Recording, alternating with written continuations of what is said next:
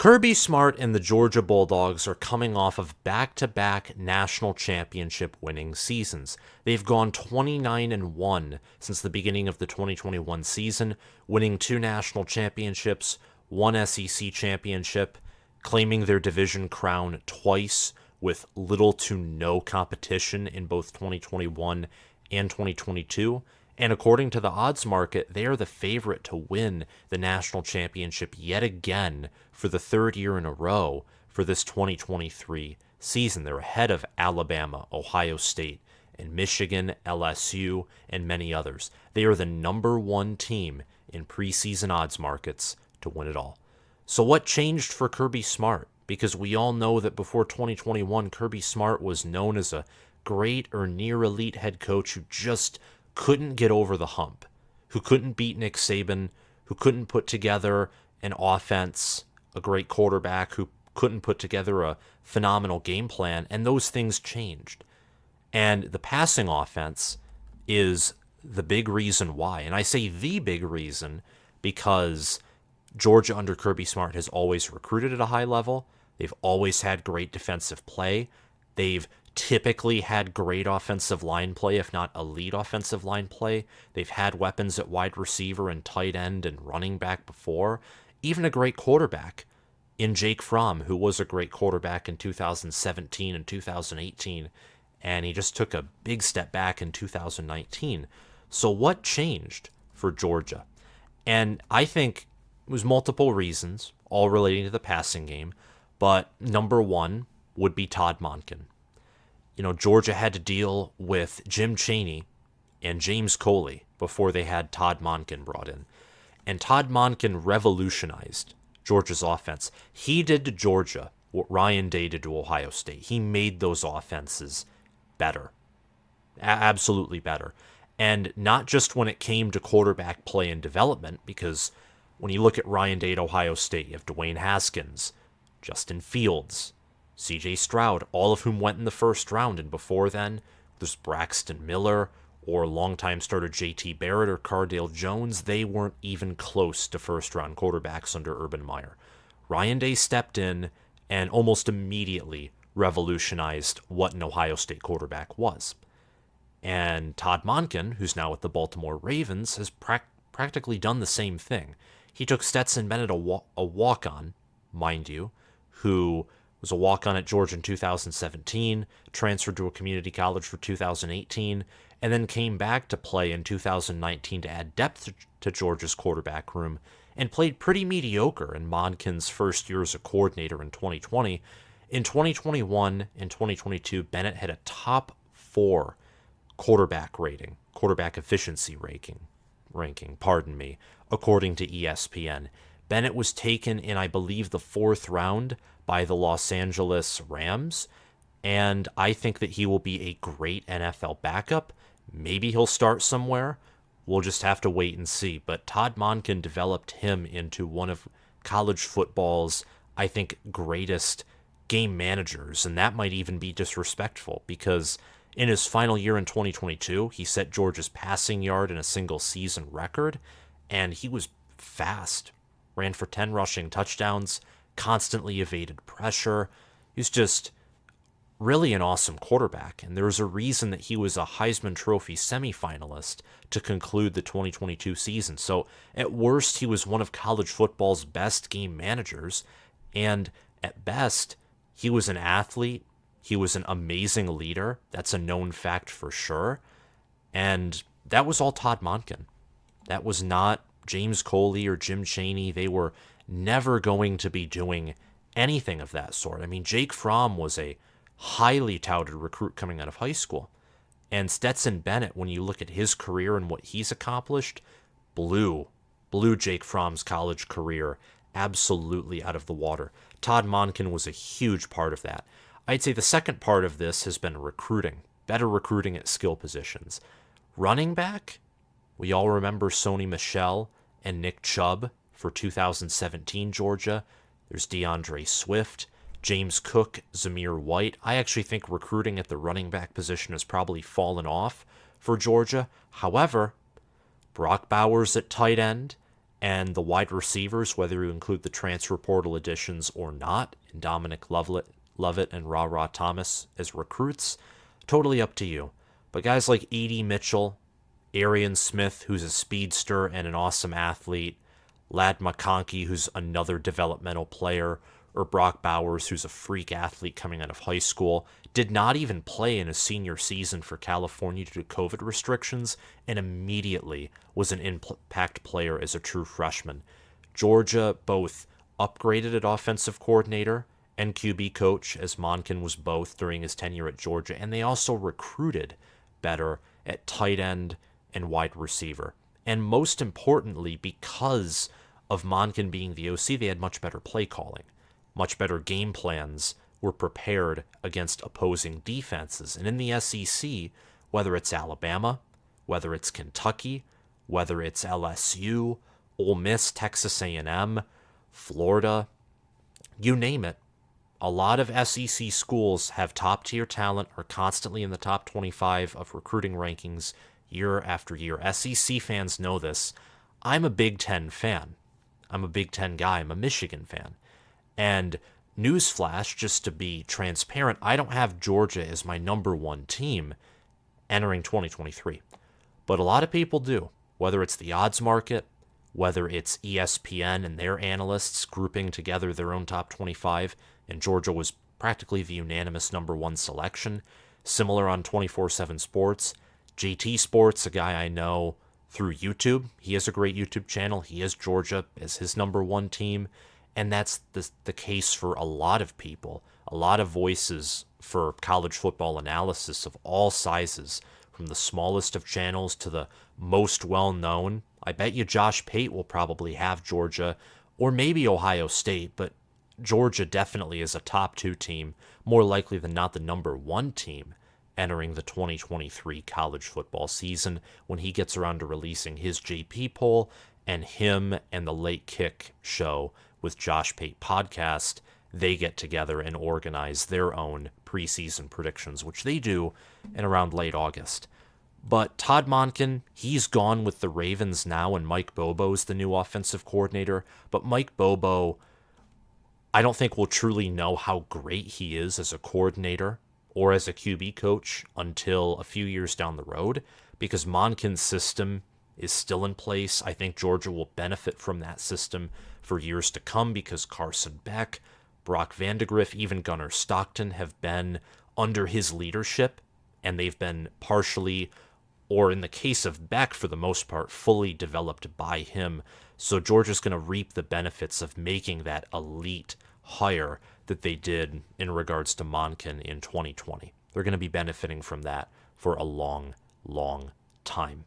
So what about Georgia's offense this year? I just wanted to set the stage because this offense for the past two seasons, I can pull it up for you all right now, it has been a top 10 offense scoring 38.6 points per game in 2021 and 41.1 points per game in 2022.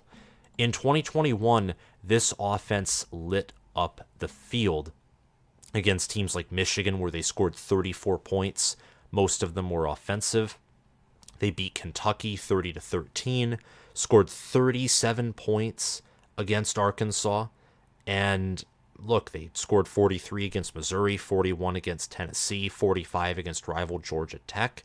They scored 33 against Alabama in the 2021 national championship game, one of which was a pick six, but that Alabama defense was one of Pete Golding's better, if not Pete Golding's best defense.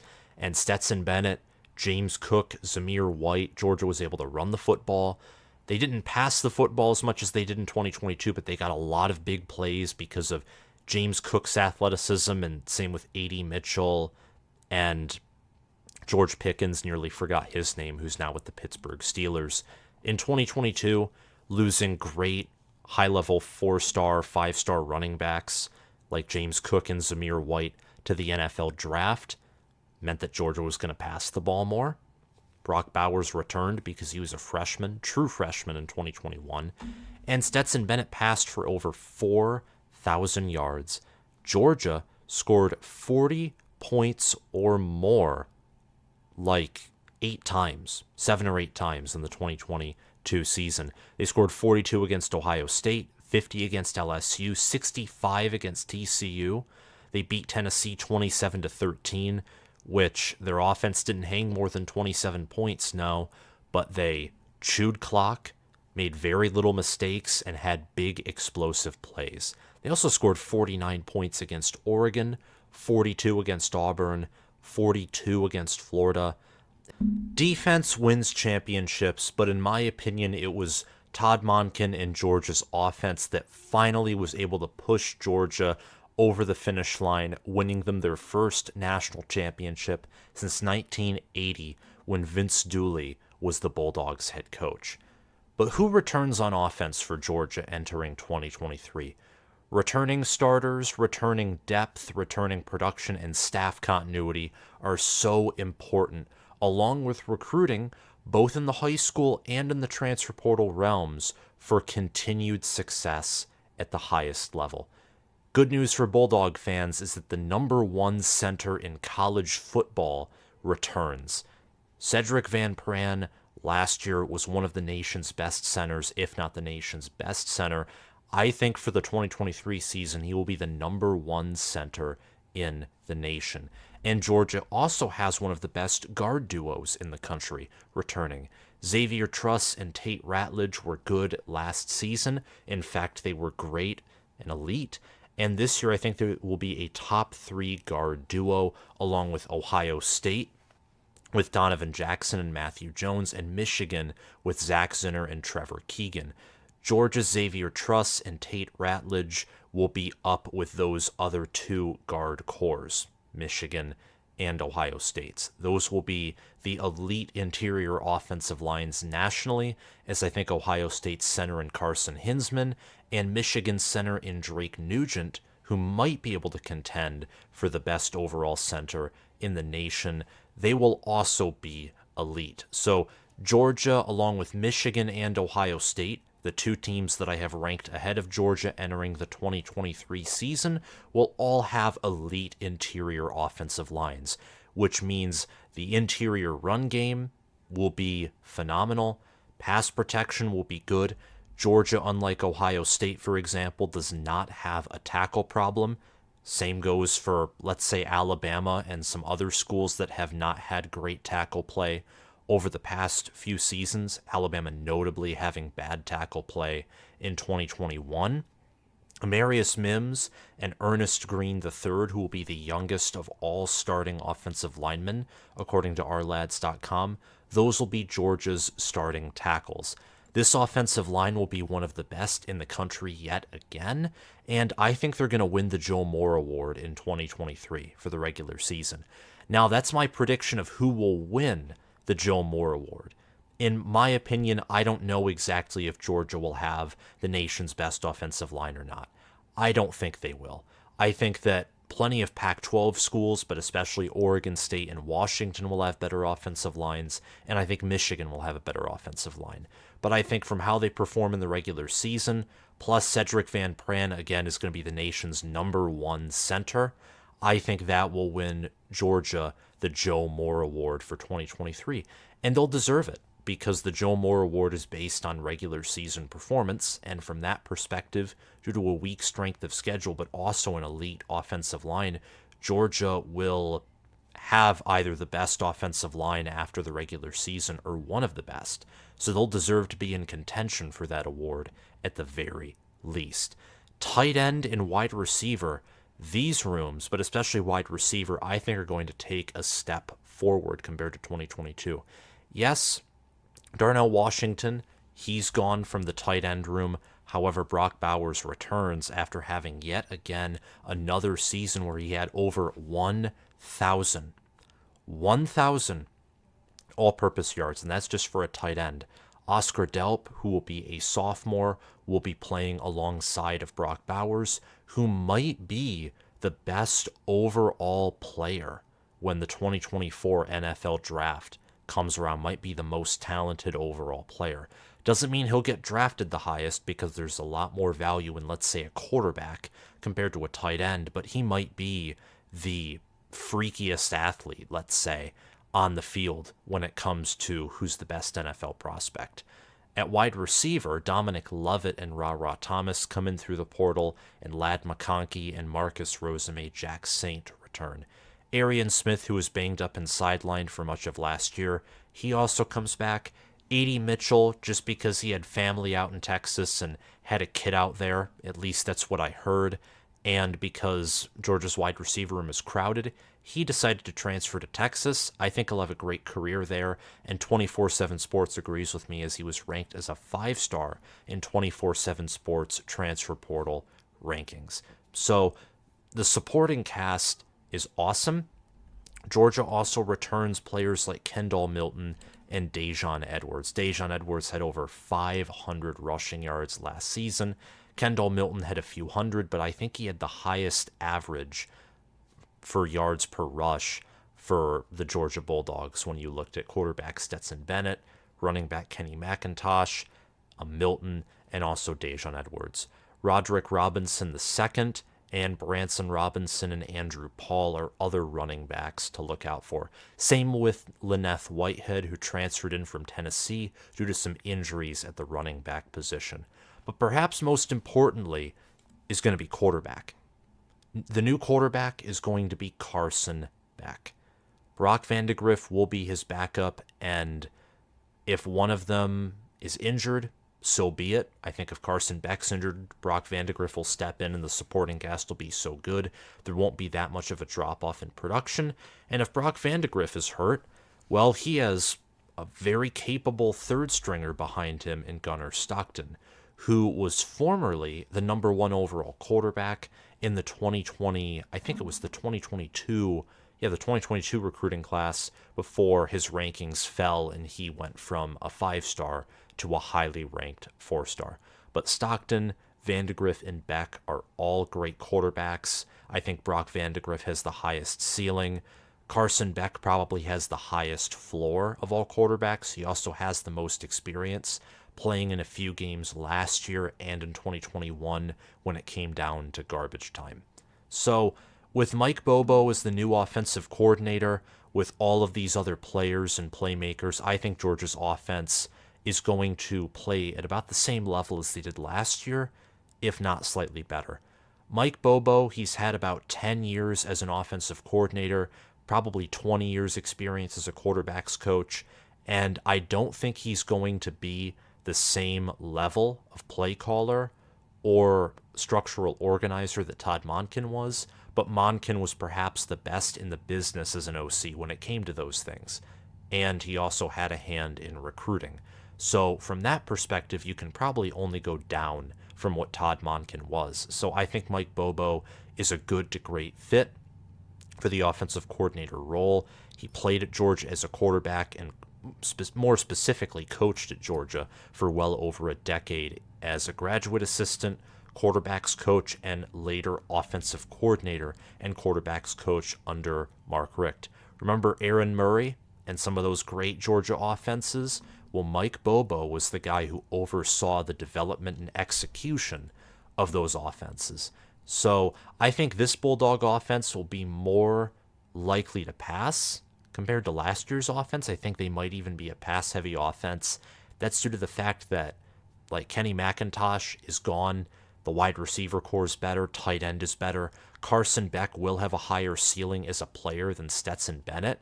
I think Stetson Bennett was a faster, more dual-threat kind of quarterback, though, than Carson Beck was. But if I'm wrong on that, tell me in the comments below.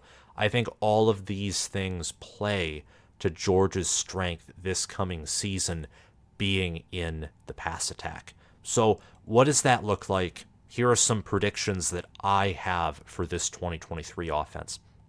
Number 1 is Carson Beck will break Stetson Bennett's 2022 record for passing yards in a season. I already talked about this in, I believe it was part 2 of my bold predictions series, and there will be another bold predictions video released this week. So make sure to hit the notification bell and subscribe if you want to get notified when that video releases so you can watch it right when it releases. And also like this video if you haven't already. But Stetson Bennett last year had 4,128 passing yards, 27 passing touchdowns and 7 interceptions. He had a 160.8 passer rating, and Stetson Bennett also had 205 rushing yards and 10 rushing touchdowns. Looking at that 4,128 passing yard mark, when it comes to being a Georgia quarterback and being in what we would traditionally think of a Kirby Smart offense, that looks hard to pass. But looking over the past 2 seasons at Todd Monken's system, knowing that Mike Bobo commanded Aaron Murray and those offenses at Mark Richt, who set the previous records that Stetson Bennett broke, and Dominic Lovett and Ra Thomas are transferring in, I think it is easier than perhaps we want to realize or admit for Carson Beck or even Brock Vandegrift to break this number. I mean, CJ Stroud would have broken this number in 2021, and he played in 2 less games. In fact, not even that. He only played in 12 games because he missed the Akron game. So it's very possible if Georgia plays in, 14 games, which they probably will, because I think they're a lock to win their division. I think they're the only team in America whose floor still includes winning their division. I think they're guaranteed to play in 14 games, whether that's a New Year's Six Bowl, more likely than not a playoff semifinal, or maybe they play in 15 games. I think this record is going to be broken. Also, Beck could be a Heisman finalist. 4,000 passing yards, he'll have that and more. He'll need more than that to break Stetson Bennett's record of 4,128. I think he'll get around 4,200, so he'll barely break the record. But I do also have Georgia playing in 1 less game. I have them going 13-1, and I have them losing in the college football playoff semifinal game, which I will be letting you all know of my bowl projections when my top 25 and conference prediction videos drop within the next few weeks. My final edition of those videos, just to further add on. I think he'll also have 35 or more passing touchdowns and around 7 to 9 passing interceptions. So he'll have more passing touchdowns than Stetson Bennett ever had in a single season, and also more passing yards than Stetson Bennett. Overall, when it comes to statistics and probably efficiency metrics too, he will be a better quarterback than Stetson Bennett. Yes, he isn't as experienced, and I think that could be not of a help, to say the least, against other teams, whether it's a team like Alabama, Ohio State, Michigan, LSU, Clemson, teams that have high amounts of talent, that have good staffs, that could be a disadvantage. But all in all, against your average Power 5 team or even your above average and good Power 5 teams, with the supporting cast that Carson Beck has, it won't be much of a problem. The offensive line will give Beck great pass protection, and the run game, despite a drop-off at the running back position, will still be explosive. Whether it's Kendall Milton, Daijun Edwards, Branson Robinson, Lenneth Whitehead, or even the true freshman, Roderick Robinson II, the run game will still be an important aspect of Georgia's offense. Not nearly as important, though, because I think Georgia will rush for just under 200 yards per game due to a great passing attack and also the loss of Kenny McIntosh, who was Georgia's best running back last season. He got drafted in, I think, the 5th, 6th, or 7th round by the Seattle Seahawks. That was an underrated pickup, especially with Kenneth Walker's recent groin injury that might have him sidelined for a few weeks. So I think this offense is going to be pass heavy. Elite tight ends and wide receivers will cause the Bulldogs to air it out, and they will pass for over 300 yards per game. Over 300 yards per game. Now, Georgia last season, I think, was the only team, along with Oregon in college football, to pass and rush for over 250 yards per game. So basically what you do from last year's offense is you take however many yards Georgia rushed for over 200, and you add that on to the passing game instead. So I think that this offense will be pretty similar when it comes to points per game, overall efficiency and performance compared to last year's. There will be some steps taken forward. All in all, I think it will be more of a pass-heavy unit. It'll especially be more explosive. Georgia last year had very few passing plays that were over 30 yards. or over 40 yards or 50 yards. In fact, their first pass play, or I think their first of longer than 50 or longer than 40 yards, was Arian Smith against Tennessee. They were not known to be an explosive offense when it came to big plays last season. And I think, especially with the addition of Dominic Lovett, but also another preseason of strength and conditioning and development for Ladd McConkey and Brock Bowers, I think that's going to change this season. And Carson Beck, he probably has stronger arm talent than Stetson Bennett did. So more deep passes, more deep shots, more deep connections, more long, explosive touchdowns. This offense will help lead Kirby Smart to another 13-0 regular season and SEC title. I have Georgia winning the SEC again this season, and they will go to the college football playoff definitely as the number 1 or number 2 seed after this season. They have no one on their schedule to oppose them. No one. Maybe Tennessee could upset them. Maybe, just maybe, Auburn with Hugh Freeze, and it's a road game, could upset them. But Georgia at most is losing one regular season game. They've gone undefeated in the regular season for the past 2 years, and their schedule this season is pathetic. It's absolutely pathetic. Tennessee on the road as the second to last game for Georgia. That will be their hardest game. Tennessee loses Hendon Hooker, Jalen Hyatt, and also Cedric Tillman, and their defense is mediocre, especially their secondary. And that's a bad matchup for Tennessee when you look at just the amount of talent and depth that Georgia's passing game has. This will be Georgia's best collection of wide receivers, I think, wide receivers and tight ends in the entire Kirby Smart era. It's going to be awesome if you're a Georgia fan and you've wanted the team to open up the offense and pass a ton, which Georgia saw that last year. You're going to have it again this year. So Georgia's one of the best teams in the country entering 2023. We all know this. But along with having one of the best defenses, they will also have potentially the SEC's best offense as well. And perhaps if everything goes right, if Mike Bobo is just as good as Todd Monken is, and or maybe the team is just this talented, maybe Georgia, they could have the nation's best offense this year. Who knows? I mean, we've seen crazier things in college football before, and Georgia just has so much talent. But that's all I have to say regarding Georgia's offense in this video. Thank you guys so much for watching. If you like my content and like this video, please hit the subscribe button, like this video, and share it around to any Georgia fan or college football fan you know. Hit the notification bell so you can get notified when I release my top 25 video in about 1 or 2 weeks. And also when I release my Big Ten and SEC prediction videos. I have some updates and some changes to make to those predictions that I want to release and show to you guys in my standard video format. So stay tuned for those. Thank you all for watching, and I'll see you guys around. Bye-bye.